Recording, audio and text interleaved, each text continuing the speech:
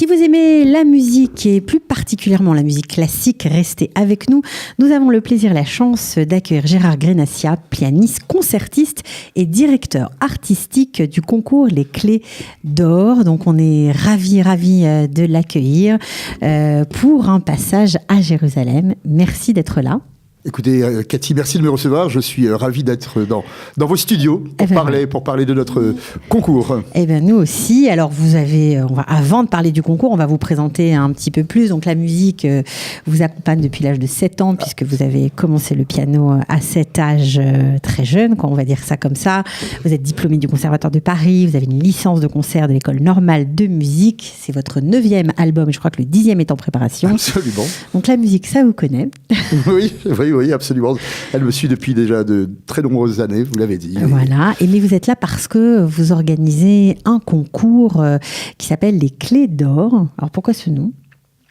Les Clés d'Or, c'est un nom que nous avons trouvé au départ, donc c'est-à-dire en 1991, avec mon partenaire. On cherchait quelque chose qui puisse susciter l'envie à des enfants, à des adolescents, à des jeunes gens, tout simplement de se présenter à une manifestation qui pourrait éventuellement leur mettre le pied à l'étrier. Voilà. Et visiblement, c'est le cas. Donc, voilà. Les Clés d'Or. C'est pour ça exactement que vous avez lancé ce concours, donc qui existe depuis très longtemps aujourd'hui, pour découvrir de nouveaux talents, en fait, dans toutes les disciplines. Absolument. Mais au départ, c'était un concours qui était destiné uniquement à des pianistes, puisque c'est ma spécialité, bien évidemment. Et mon ambition, c'était de faire simplement un concours local, régional. Tout au plus régional. Et puis très très vite, ça a pris une ampleur qui aujourd'hui nous dépasse. Ça a dépassé les frontières, bien évidemment. Ouais, je crois que vous avez vous avez organisé ce concours dans plusieurs pays.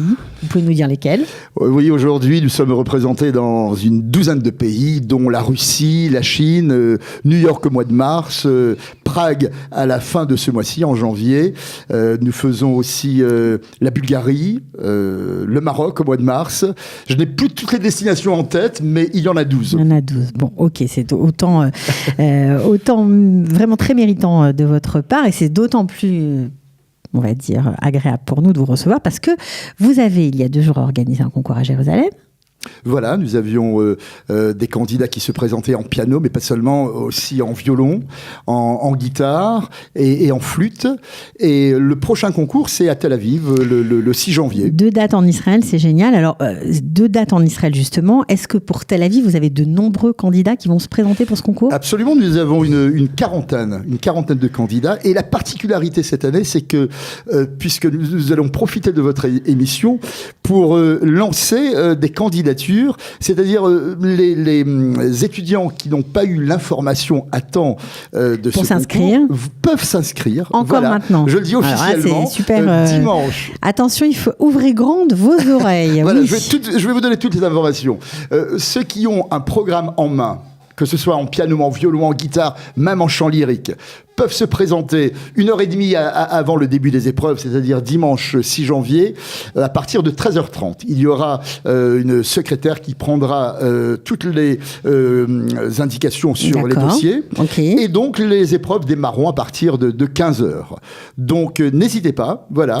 Donc, programme libre, pas de choix imposé. On peut venir se présenter à 13h30. Alors, je vous donne l'adresse, parce que je l'ai déjà.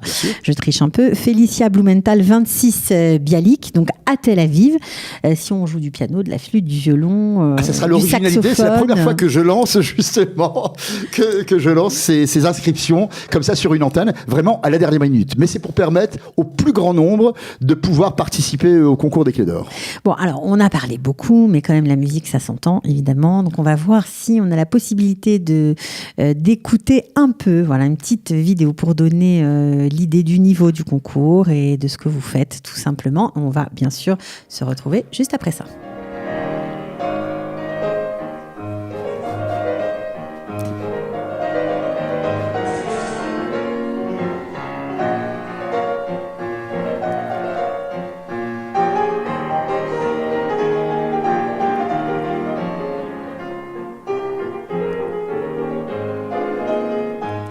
Alors, qu'est-ce qu'on vient d'entendre ?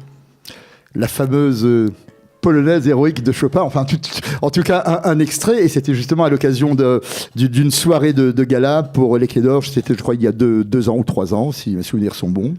Et puisqu'on parle justement de gala, vous faites beaucoup de choses. Oui, j'avoue que... Donc là, on a parlé du concours. Oui. On a parlé du concours. On a fait une annonce pour tous les candidats qui aimeraient eux aussi se faire connaître, puisqu'apparemment vous aidez à faire éclore des talents. Donc c'est notre but. Ben voilà. Donc pourquoi pas des talents de Tel Aviv, de tout Israël, ce serait génial. Mais pas que. Vous ne faites pas que ça. Vous faites aussi des galas. Des galas, nous organisons, mais dans le cadre des Clés d'Or toujours, chaque année, un gala annuel qui regroupe les lauréats, si vous voulez, de chaque discipline.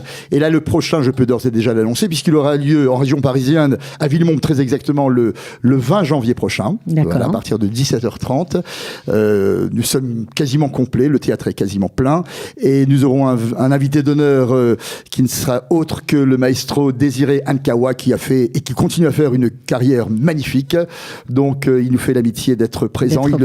Chaque année, sa classe est représentée au Clés d'Or et ils sont même très très bien représentés puisque ce sont des lauréats dans différents niveaux. Alors, nous, ce qui nous intéresse, mon cher Gérard, c'est quand même parler du concours en lui-même, de ce fameux concours Clés d'Or. D'abord, qu'est-ce qu'on gagne? Qui nous juge?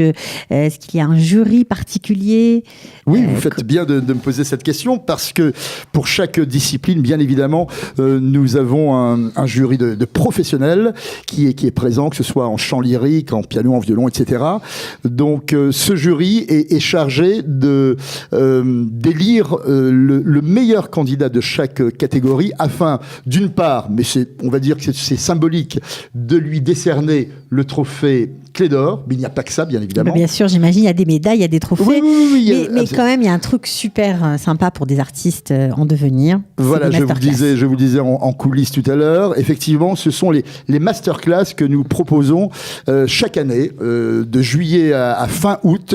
Alors, il y a 2 régions. Il y a en juillet une région en Auvergne, c'est le Mont d'Or, et puis c'est très bien parce que le Mont d'Or, ça sonne bien avec les Clés d'Or. On a choisi justement cette région pour cette raison-là. Mais il y a aussi en région parisienne, fin août, salle Offenbach à Villemomble. Nous organisons également des masterclass. Cette année, je peux vous dire qu'il y avait 7 Israéliens qui étaient avec nous.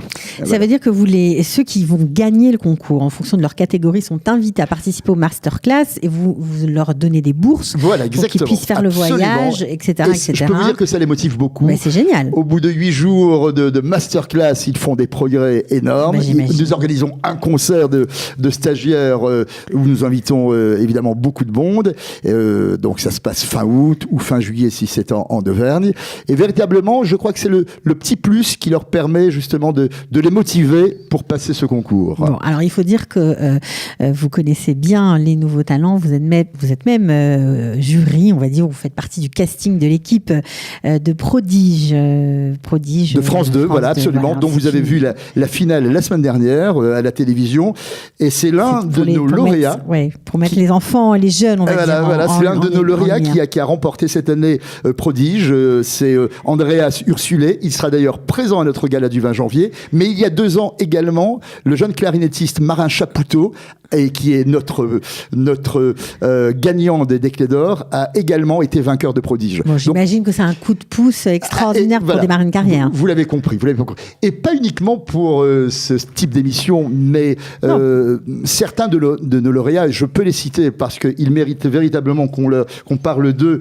La jeune Hélène Tissman, par exemple, elle avait 12 ans. Elle avait 12 ans lorsqu'elle a eu le concours des Clés d'Or. Aujourd'hui, elle doit avoir une trentaine d'années, mais elle a été lauréate du plus grand concours au monde, qui est le concours Chopin à Varsovie. Aujourd'hui, elle fait une carrière internationale. Donc c'est vous dire que... C'est une grande fierté, ça. Oui, pour nous, j'avoue que c'est une fierté énorme. Et voilà, on va pas se mentir. On aime bien citer les lauréats qui aujourd'hui font des brillantes carrières. Ok, alors j'imagine qu'au niveau du jury, vous avez pour le concours de Tel Aviv choisi des Israéliens. Voilà. Parce qu'il y a beaucoup de professeurs talentueux en Israël. Oui, je peux vous dire leur nom d'ailleurs. Ouais. Nous avons Masha Furman, également Ganit Pauline, Liliana Potoka, qui est d'origine danoise. Et l'originalité, c'est que cette année, mon fils Johan fera partie du jury. Il représente le violon. Il est lui-même, on va dire, semi-professionnel, mais c'est un passionné de musique classique, à tel point que il a décidé depuis l'année dernière d'organiser une session du concours à Givat Shmuel.